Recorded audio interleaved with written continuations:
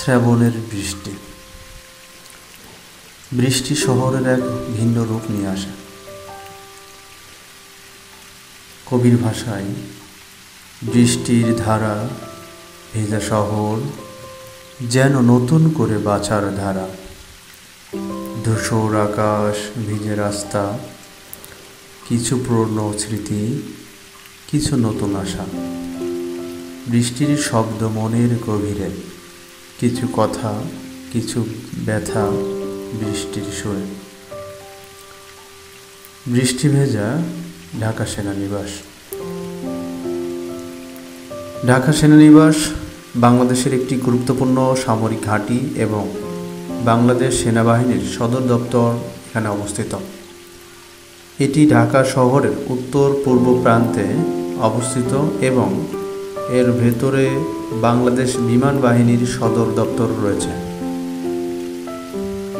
সেনানিবাসটি বর্তমানে ঢাকা উত্তর city corporation দ্বারা পরিবেষ্টিত।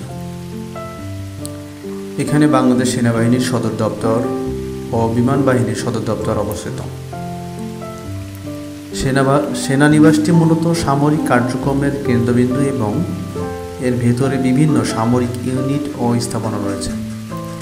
ঢাকা সেনানিবাসের ভেতরে রয়েছে বীরশ্রেষ্ঠ শহীদ জাহাঙ্গীর গেট এবং অন্যান্য গুরুত্বপূর্ণ স্থাপনা। স্বাধীনতা যুদ্ধের সময় ঢাকা সেনানিবাস থেকে অনেক গুরুত্বপূর্ণ কার্যক্রম পরিচালিত হয়েছে।